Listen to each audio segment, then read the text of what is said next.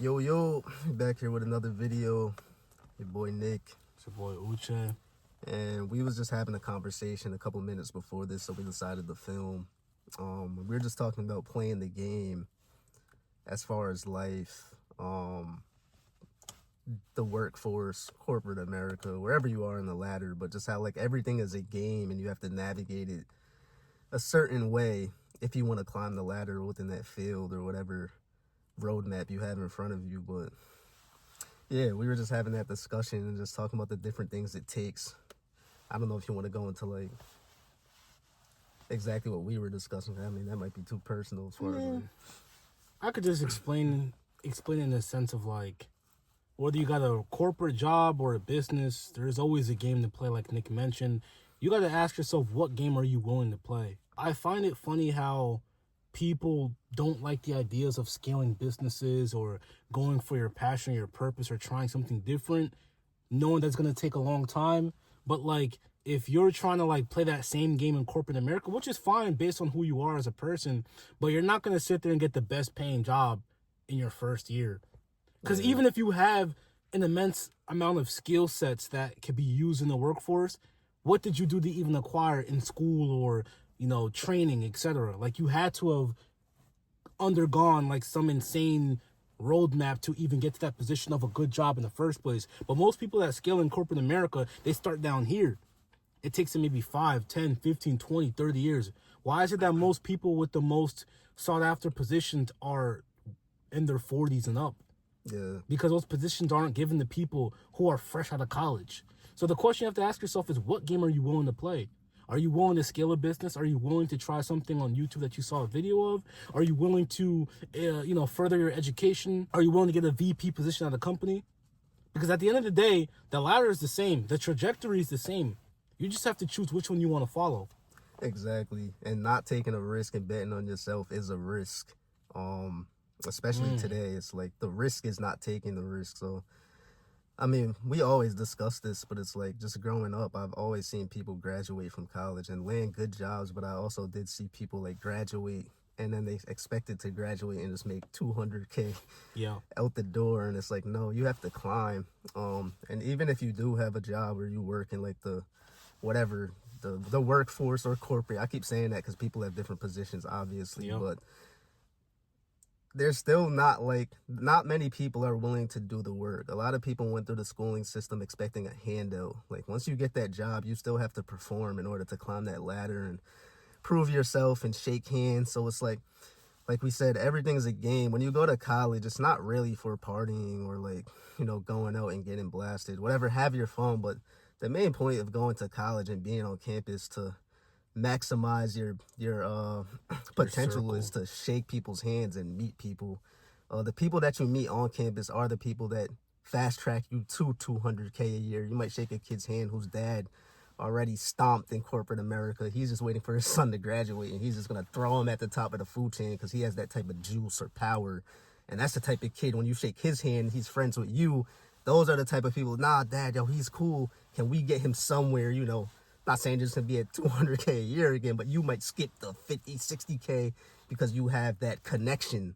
Most people go there and get blasted, shit-faced, turn up, never speak to people again after they graduate, and then they kind of just move on and expect that handout, like I said, but they didn't play the game correctly. Because everything is a game. It even starts back in college. Exactly. I mean, it even starts in high school. Yeah, right? Because, like, based on the grades you get and your scores and the money you have and your scholarships, that dictates what school you go to. The school you go to dictates the people that you're going to be around, the cool professors who are doing things that they can connect you with the right people, right? What game will you play? Are you going to play this game? We're going to go there, do drugs, party, go to the games, go to homecoming, right? Or are you going to focus on the business, focus on your projects, focus on shaking the right hands, meeting the right people, knowing who to speak to after you graduate to land you that job? Like you mentioned, maybe this person's tapped in with that person, that's tapped into that person. Instead of an interview, you just had a phone call and got the job next week. Literally. I did that, but what Nick did, he had to file through 30 jobs in Indeed and still didn't get a single interview.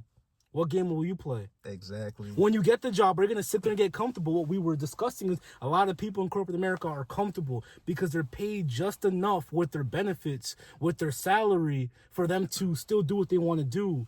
You know, relax with the family, have fun, enjoy themselves, PTO, right? But they're not really thinking about like scaling up the corporate life. They don't want to. It's too scary. It's too risky for them. It's too much. So what game will you play? Are you going to be the person that gets that job where you're going to start off making 50, 60K a year and you're staying there because life's good, you're living with your parents, you don't have to worry about too much? Or are you going to play the game to do what you have to do to scale from 50 to 90K, 90 to 110, 110 to 115, right? Maybe get relocated and have a position to where you can work anywhere you want in the country because it's remote full time. You're making 150.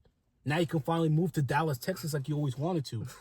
You're right. I don't know like what your goals are. Everyone's goals are different. But at the end of the day, everything's a game. When you crack open the book and learn entrepreneurship, are you willing to follow the paths that it's going to take to get there? Or are you going to just sit there and run in circles and circles and circles and just watch content on how to do this, how to do that, not even starting? Exactly. And then like you go through, people don't want to start a business or invest in themselves or start whatever journey that they're itching to start, but they don't believe in themselves. But like you go to school for like 16 years, if I'm not mistaken. And then you got to put in, you're going to be a doctor or something extra. That's you can another add 8 years to 12 on top of it. That's another 8 to 12. Yep. And then you guys will go watch something and be like, oh, I don't want to invest, or something won't work for like 2 weeks and you guys will quit, or something will go up and down. You'll have a good month, a bad month, a good month, a bad month, and you guys will just stop doing it after a year or even shorter, if I'm being honest, if you even make it to the year mark. And then you guys stop and say it doesn't work, or it's a scam, or you just don't really have the hunger and you're not really built like that, to be honest, for some of y'all. But it's like everybody wants to be forced to do something. It's like you're forced to go to school. You kind of don't really have an option, but you fail tests. Everybody had tests that they failed in school, and it's kind of funny. Yo, I failed the algebra exam, but you bounce back. Somehow at the end of the year, you end up graduating, going to the next grade because you pushed through. But when it comes to you and your life and your journey, nobody does that. It's like 2 days of something not working, you quit, but you just gave 16 years of your life to the system in a way, expecting a reward that you might not even get, because once you graduate, you're most likely in debt anyway. So like you paid the system to go through the system. Now you're going to work for the system to pay back the system.